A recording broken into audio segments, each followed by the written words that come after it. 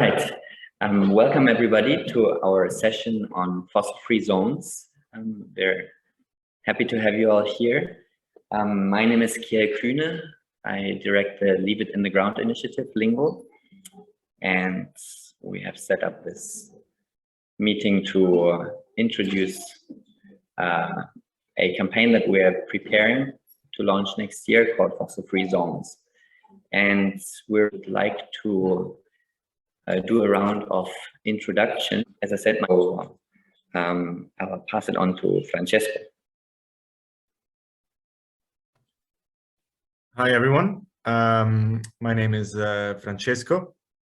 Thanks for hosting this workshop, Kjell. I am also with the Leave It in the Ground initiative. I manage a few projects and campaigns and interns and volunteers. And I'm involved in the Fossil-Free Zones campaign as well. I'll pass it on to Fergus. And you're based in? I am based in Rome. Sorry. Yeah, if you can just say your name, your organization, and where you're based, I think that's going to be fine for now. Sure. So on to Zoya, right? I thought it was Fergus for the Francesco's point, but I think I can jump in just for a little bit. So hi everyone, my name is Zoya. I'm an intern in Leave It in the Ground initiative. I work closely with the campaign on fossil-free zones.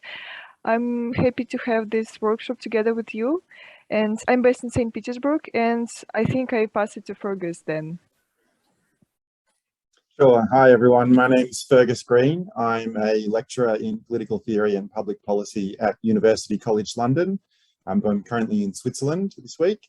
And I am, I suppose you could say, an advisor to the Fossil Free Zones initiative and LINGO in this regard. My name is Eileen. I am from Paris. I'm an environmental consultant, and I'm here in Glasgow, and I'm actually getting ready to go to another meeting, but I didn't want to miss this one. So I'm doing both things at the same time, but thank you for having me. Thank you very much, everyone. So nice to have you all here.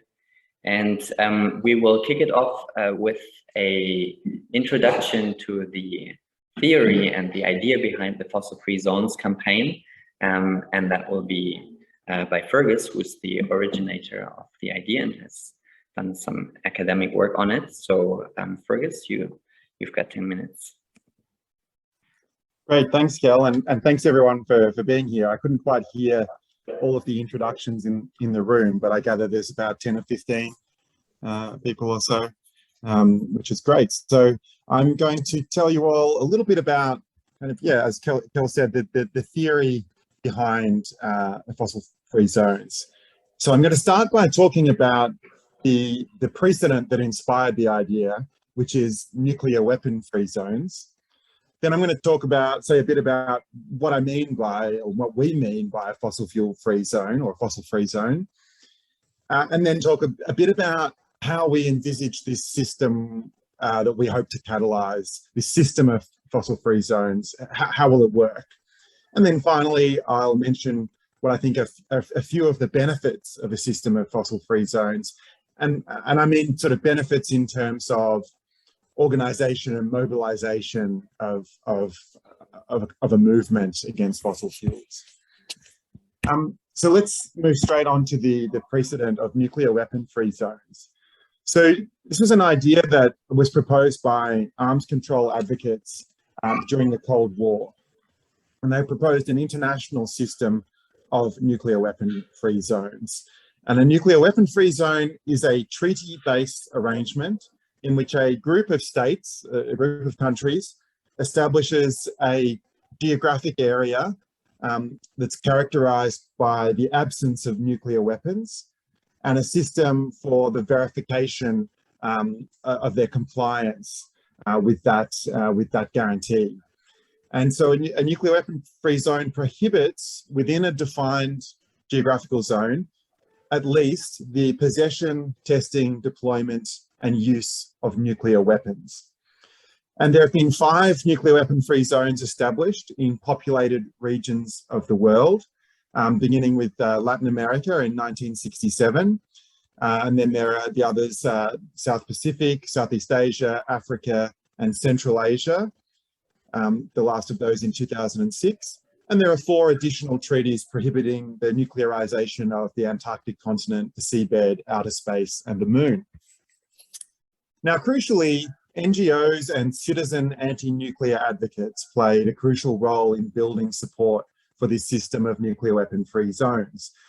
Building support, that is, among key states within those particular regions that ultimately adopted such a zone. And they did so at a time when the nuclear debate, we're talking the Cold War, so the nuclear debate was very much dominated by the nuclear powers. And why I think this is an interesting precedent is that for fossil-free zones is because they show how small groups of relatively weak actors, be they NGOs and citizens, and relatively small countries, at least compared with the nuclear powers, it shows how they can contribute to a seemingly intractable problem by strategically building what we call moral norms. And by that, we just mean that they're trying to change the standards of behavior of countries that are deemed acceptable by the international community. Now, arms control experts have argued that the system of nuclear weapon-free zones has had a number of beneficial effects. So first of all, it's prevented the proliferation of nuclear weapons among states that are members of a nuclear weapon-free zone.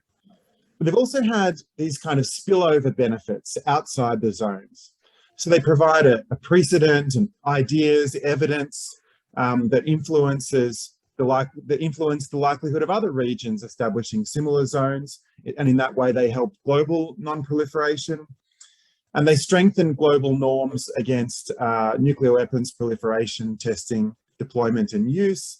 And they also help to build confidence internationally in nuclear disarmament efforts, which is a more challenging project, which is of course very much ongoing. And they help to delegitimize nuclear weapons per se. So that's a little bit about the precedent. And so, so what is a fossil fuel free zone, or what is a fossil free zone? So by that we mean it's a geographic area characterized by the complete absence of fossil fuel activity. So exploration, production, transport, intermediate processing, and consumption. Now, of course, it'd be very difficult for a lot of the places to achieve that overnight. And so we envisage a scheme of intermediate zones covering each of those different activities and for each of coal, oil, and gas. So for example, we could have a coal supply free zone. And in fact, much of the world is already a coal supply free zone. And that would prohibit coal exploration and mining, but not necessarily its transportation, intermediate processing, and consumption. Whereas a coal free zone would prohibit all of those activities. So as well as having this system of intermediate zones, we also envisage 2 levels of commitment for any such zone. So the achievement of that status, as well as a kind of committed or in progress stage, so that actors can signal their commitment to going fossil free, provided that they're genuinely working toward that goal. And so that's what we mean by a fossil free zone. But so what about this system of fossil free zones that we're hoping to catalyze through the initiative, and how would that work? Well, we see an attractive feature of the idea that participation is possible at any scale. And it can be undertaken not only by national governments and subnational governments, but by ordinary citizens and the groups of which they are members, from individual households to schools, universities, churches, football clubs, and offices. And all it would take is for groups working to achieve these different levels of fossil fuel freedom to publicly declare the status that they reach at each level. Now, clearly, there are already very many groups, probably including many people in the audience today, who are undertaking activities, perhaps under another name, but that amount to working towards fossil-free zones. Or they could be fighting fossil fuel investments and fossil fuel projects. Now, our aim is certainly not to displace these efforts. Far from it. We seek to kind of harness and add to those efforts, but by building a kind of coherent identity, by framing them also as efforts towards freedom from fossil fuels. And in this way, we hope to build a relatively coherent global identity among what are otherwise largely decentralized efforts of anti-fossil fuel campaigners. And this common identity is crucial to building what we call anti-fossil fuel norms. So those moral norms, like I mentioned, in relation to the anti-nuclear weapon norms. And so the idea is that as we're starting with the kind of champions who are already working to phase out fossil fuels, and as the idea spreads, it should hopefully encourage other actors to get on board and kind of create bottom-up pressure to phase out fossil fuels. Now, Kjell or one of the others from LINGO will probably talk more about what as a kind of secretariat function will be and how that's evolving. But essentially, we envisage, a system to kind of accredit zonal statuses that different groups are achieving, provide a badge for that, and provide a kind of basic transparency system. And of course, we envisage that as the initiative takes off, that this could become more sophisticated over time. So I'll just conclude by mentioning what we see as some of the benefits of this system in terms of mobilizing. So first of all, we think it's a simple, resonant frame, right? So it taps into the idea of freedom, but frames fossil fuels as kind of the oppressor, right? So freedom from fossil fuels, and uses the relatively simple idea of a kind of geographic zone that's free of fossil fuels. Of course, there are some complexities when you look under the hood, but the basic idea, I think, is quite intuitive. Secondly, it's a form of group-based climate change action, and that these forms of cooperative activities among small groups have been found to be very effective in a lot of academic studies in terms of motivating pro-environmental behaviour change with positive spillover effects. And the fact that it involves a system of progressively more difficult to achieve zones also means that we can achieve these small wins, which are helpful in kind of scaling up group activity and climate activity. And then finally, a benefit is that we can see these what we call horizontal and vertical feedback effects. Now, it's just a fancy way of basically saying that with some groups that take action, they can kind of inspire and provide information and ideas that that others can learn from at a similar level. So, for example, we could imagine rivalry between different football clubs or different local councils that are going fossil fuel free. But also we can imagine that actions at one level can provide bottom-up pressure to higher levels, right? So think of subnational governments and ultimately national governments. And then when higher level entities like governments act, then they can force change at lower levels, filling any gaps left by voluntary action. And eventually we sort of anticipate that, or we hope that this would lead to a system of international treaties like the nuclear weapon free zones. But initially, all of our efforts are really focused on the kind of grassroots bottom-up organizing. So in short, a system of fossil-free zones is an intuitive and potentially transformative framework for accelerating global action to limit and phase out fossil fuels. It is compatible with and complementary to other initiatives such as the Fossil Fuel Non-Proliferation Treaty Initiative and the Fossil Fuel Divestment Movement. And yet we think it can play a unique role within that ecosystem of climate activism of which we are all a part. So I'll leave it there. I'm happy to take some questions now if you wanted to do it that way, but it's up to you. Yeah, thank you very much, Fergus. Check in if there are any questions for clarification. If there are already any of these zones existing, or if this kind of framework is starting. Better question for you. I mean, I suspect that there are like small examples or examples that we're not aware of. Certainly, I mean, Kjell will talk more about this later, I think, but certainly our aim is to kind of catalyze a number of such zones among sort of champions, and kind of using the logo and the badge that we're developing through the campaign. So there may be existing examples, but certainly not on a large scale. Yeah, I think you will come out of the session with a much clearer answer, but it'll be a step-by-step process to get there. There's another question. Yeah, thanks for the question. And sorry about this question because we're running a bit late, so we didn't get the definition of the fossil-free zones. We just very quickly a geographic area characterized by the complete absence of fossil fuel exploration, production, transportation, intermediate treatment or processing, and consumption.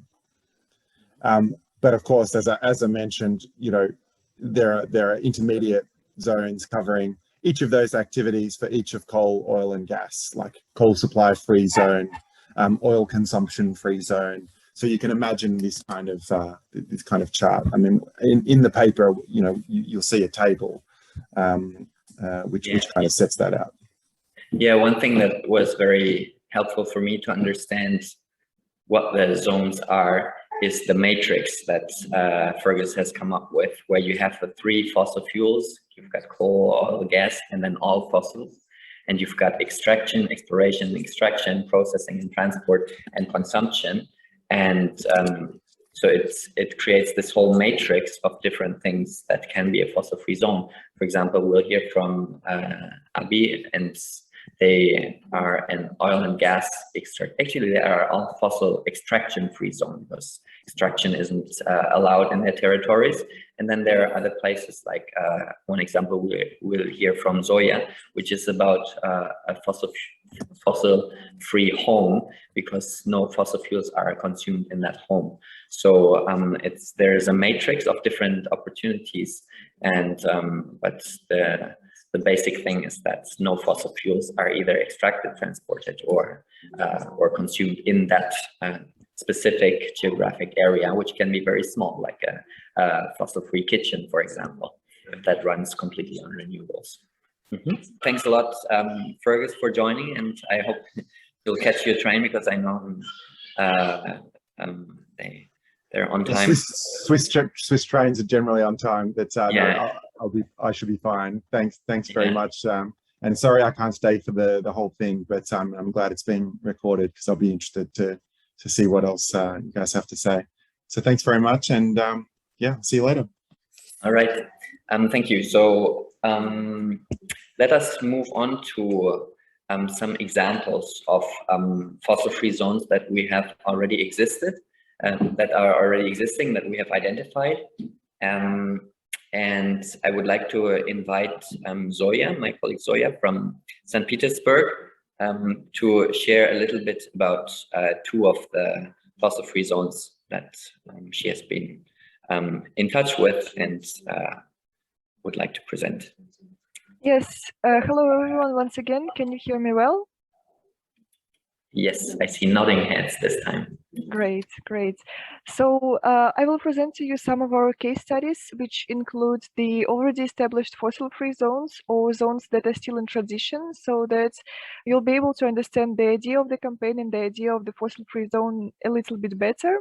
And so I will start by talking a little bit about Jutta Paulus, with whom we conducted a case study.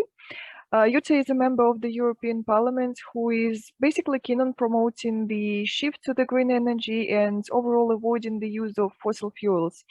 And so Jutta runs her household without fossil fuels completely. And so we see the household of Jutta as an accomplished fossil-free zone because of several reasons. First of all, Jutta switched to the green gas and electricity, which is provided to her by one of the German companies specializing in, as I mentioned, Jutta's house is running completely on the eco electricity and eco gas, which is provided to her by one of the German companies that specializes in basically in eco electricity and bioenergy. She also installed a photovoltaic system on the roof of her house. And she cooks only by using electric kitchen facilities, which is probably not the novelty, but still a very important step towards the fossil-free future. Another example of Juta's commitment to the fossil-free future is the usage of the electric car. So she has an electric vehicle, which is a great step towards changing the world to the best. And to prove her commitment, we asked Yuta to provide us with some of the invoices for green gas, sorry, and green electricity, as well as the invoices for the kitchen facilities and her car as well. And so with these improvements, we were able to name Juta's home a fossil-free zone that is an accomplished one. And so we see her example as a perfect one of the fossil-free households. So that's it on the Juta's case. And now I will turn to another case, which is a bit more different. Here we'll talk about Denmark, the country of Denmark, which we see as a default fossil-free zone, which is still in transition. Unfortunately, for now, we cannot get in touch with the government of Denmark. So that's why we call it as a default fossil-free zone as far as so first of all, it's important to mention that Denmark is one of the largest oil producers in the European Union. However, in 2020, the Danish government took a decision to fully stop all fossil fuel extraction by 2050. And one of the most recent contributions for the fossil-free future was made in December of 2020, when the Danish parliament reached an agreement to ban oil and gas extraction from the North Sea. Which basically meant the cancellation of the ongoing licensing round, as well as further support of alternative economic development and job creation in the affected area. So in this sense, the governmental decisions make the transition to the fossil-free future possible, and of course, very important too. So we can see Denmark as an example of the default fossil-free zone, as far as the extraction was stopped in the North Sea already. And thus we can there are still a lot of points to get to, as far as the stop of extraction can also be seen as just the first step towards the full transition to the renewable energy and the avoiding of the usage of the fossil-free zones. But still, such examples are also very important, as they show the variety of the possible fossil-free zones to which we are working forward to. And so I hope that both of these examples help you to understand better what are the fossil-free zones, and what is more important, how you can establish one too. Thank you very much for your attention, and if you have any further questions, I will be more happy to answer them. Just one question. So fossil-free home would also mean that free of, plastic, for example. Yeah, the question is about plastics in the home. I can answer that. So right now the campaign is in a preparation stage. So we have some preliminary rules for the fossil-free home, for example, and the question of plastics is not included there. So if you use plastics, but use completely renewable energy, we would still give you the badge of a fossil-free home. But that isn't set in stone.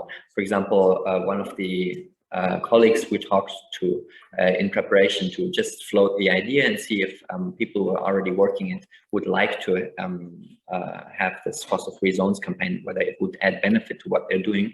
We talked to colleagues from the plastics movement. So they said, look, these plastics, they then go to incinerators and are burned. So one of the things we thought about is that when we're talking about fossil demand-free cities, so cities that use no fossil energy, we would probably include a rule that they cannot be incinerating plastic for energy. So that would be a way to bring in the plastics topic. But the plastic use in the home, my understanding of now would be that we could consider it not a fossil fuel in the home, but an unsustainable use of materials. But that would not be excluded for now. But that is a discussion to be had with the pilots, the pioneers who are have the fossil-free first fossil-free homes, so that we can develop the rule book together of what a fossil-free zone is on that level of a household, and how to define that. There was also one in the back. Is that a clarification question? I hope there's a clarification. I was late in, so it's partly that in the UK there's something called shop prize, which with the prints are prints that the UK to various people, which obviously not very carbon light projects, including I think it's in Denmark in Sarayacu, since we're having a big fight in London with the Sarayacu too. I was wondering how they where that. We probably already talked about beginning the transition to workers, if there are particular retraining schemes and how much say they have in transferable skills. Yeah, we haven't talked about the workers' transition. I think those are discussions that are a lot more detailed. That's the nitty-gritty of getting to the status of a fossil-free zone on a large scale. And with this campaign, we don't aim to resolve all these questions. We aim to offer a frame for those who have already accomplished a certain status, to make that visible to others. So if the campaign catches on and people use that frame, then we hope it will also make we hope we will also be able to make a contribution to, through working groups and exchange between these on the horizontal level, to further these discussions about workers' rights, just transition, and so on. But as of now, that is still future music, as we say in German. I see one more hand online from Hita. And I'll, Hita, if it is a clarification question, we'll take it before we pass the mic to Abi, who came from very far to share about the fossil-free zone that they have already accomplished in the Ecuadorian Amazon. Hita?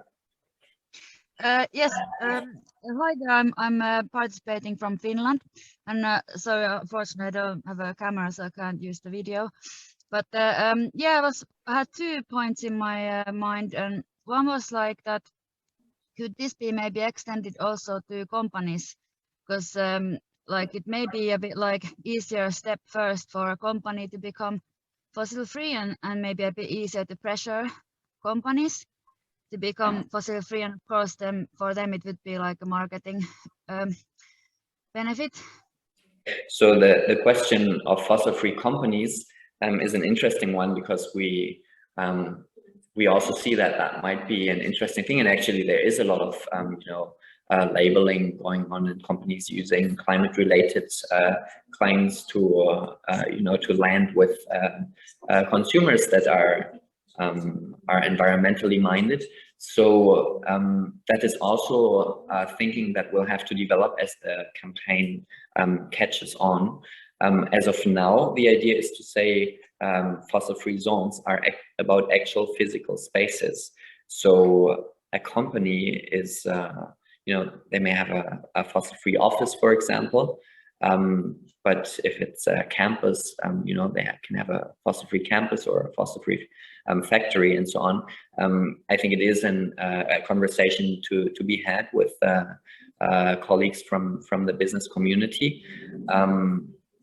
Yeah, right now there is not much thinking about that, and these conversations have not started yet. So that is something to be developed as well, to see how the business community can come into this frame. Okay, so thanks for the questions. Also, I think it's always important to make sure we're on the same page. And now I'd like to pass it on to Abi to share a little bit about the work and the accomplishments of fighting against the fossil fuel industry in Ecuador to turn her community into a fossil extraction-free zone. Nosotros ahora hemos venido a la delegación de jóvenes, acá a la foto. No es indignante escuchar que nuestro presidente viene a contar una parte de lo que supuestamente está bien, sí, solo habla de Galápagos, pero no de la Amazonía, porque viene ya posicionando lo que se puede en la Amazonía. Thank you very much, Abigail. It's a big inspiration for us to see how Abi and her community in Sarayacu have been resisting for decades and managed to stay out of this fossil fuel craziness that we are living in much of the rest of the world. So thanks a lot for sharing about that inspiring case. We are working on a series of case studies, and this will be one, so you can find more information there, and I encourage you to take a look also at the proposal that the Sarayacu community has for the living forest, because one thing is to push back and defend, and the other thing is to be proactive and regenerate and promote life, and that is what they are doing. So really, Sarayacu is a great inspiration for many of us, a leader for the Keep It in the Ground movement. So these are now some examples of places that have already managed to either stop fossil fuel extraction or stop fossil fuel burning, or put in place a transition plan.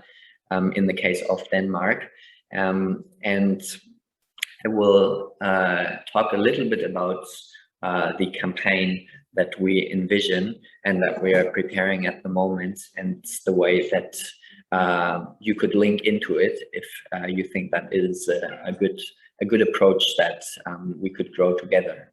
So we heard earlier from Fergus the theory of the fossil-free zones, why it might work, and now the way we are trying to get it to work is we have created this little icon where you can find stickers in the front for a fossil-free zone, and we think that that's that's the, let me show you.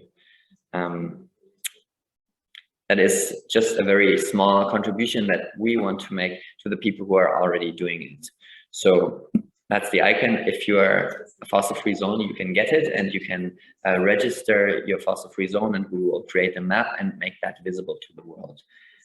We will also aim to facilitate conversations between fossil-free zones on the same level, be they homes or cities or municipalities or restaurants or offices, so that they can together say, okay, this is the standard that should be met to that you can actually get this status. We will have some preliminary rules, but we aim to make this a thing that the people who are doing it themselves will come together to develop those rules. And we aim to launch the campaign next year on Earth Day in April, and for that date we would like to have already 100 fossil-free zones in the whole world of different categories registered in the system. So that is our aim, and that is why we're holding this session today, because we'd like to reach out to the people who are already doing it, who are already working on this, either in their homes, their communities, in their organizations, pushing governments with campaigns, and so on. So that's the invitation to come in and identify yourself and say, look, I've done this, or we're working on that, and this might connect with the fossil-free zone framing, and build this campaign together to the level that we can launch it to the world next year and say there is already 100 fossil-free zones, and we will make the whole world a fossil-free zone very swiftly by allowing everybody who is worried about climate change and a better life to link into that and start by making their home fossil-free, or maybe even part of their home, and then their home and their community, their neighborhoods, their state, their country. It's yeah, the idea is to help people identify the next step for becoming fossil-free and making that very concrete. So that is our thinking at the moment about this campaign, and our offer to you to become a part of it if you like the framing, if you like the proposal. And yeah, so we have about 9 minutes left in the session. So I'd like to invite you to ask more questions, make comments, suggestions for us. Yeah, we'd love to hear from you. Mm-hmm. I do think one is more procedural when you get to the point. And I'm assuming that maybe you don't have the we'd actually like this to be a trust-based system, so we like to trust people that they're in it for the good, but there might be people who are against climate action and want to, argue against it. So we will, we will find a mechanism to reduce the likelihood of people, just registering a whole lot of fossil-free zones that aren't, and then to say, oh, look, this one got it, and it's not true. Yeah, it's an important thing to analyze the dynamics. We believe that trusting people is a good approach to start with, and then as issues arise, we'll try to like blind make it strong. Yeah, right. The greenwashing is very important also, especially for the company conversation once that starts. So we have It sounds like there's still quite a lot of scope to companies or governments or anyone to sort of pat themselves on the back when actually the timescales just aren't good enough given the emergency that we're in. Yeah, I think it's a very good point, and it's especially relevant for the status of in transition. So if we're looking at accomplished, we would only give the badge to a place that is not extracting, is not consuming or transporting fossil fuels, and the in transition one is a tricky one. So far we thought, okay, they must have an end date and they must have a plan to get to that. But you're bringing up a very important question, which is, is that a reasonable end date? For example, I'm from Germany. Germany has said we'll stop extracting coal by 2038, and that's not reasonable. So so that is a discussion to be had in the lead up to the launch next year. Should we give this in transition status to rich global north countries that are wanting to continue for several decades? Maybe we'll rethink that and just stick with the accomplished status for now. The in transition, the intention is to make it more attractive for people who are actually working on it, and often it's even a big achievement to get to that, and to get to that zero, like the Paris Agreement, having the zero. There's a lot of things wrong with it, but it's one step on the way of becoming more ambitious. So that's the intention of offering this in transition status. But you're right, with Denmark 2050, that's too late, and we need to value, whether it's worth including them in that scheme. Yeah. So thank you very much for the comments. So to having the process of integrity for really ensuring that the brand, that the message, that the image is associated with a certain level of quality, even though the intention might be to trust. So I'd like to invite you to help us make it a you know, a reasonable and solid system and contribute. So if you like to be involved in that process, we're looking for more contributors who can help us think this through and you know, define the rules for the different categories of fossil-free zones. Yeah, we have 1 minute, so if it's a very short thing, I'll take it. If it's not, I'd say we can continue the conversation as we move out. That's the end of it right now, which is of course not an end, but a start, hopefully, to more conversations and more work. As I said, we're looking forward to engaging with all of you if you're interested in contributing to this. And for now, I'll just say thank you very much for joining us today and for an interesting conversation, and have a nice rest of the day.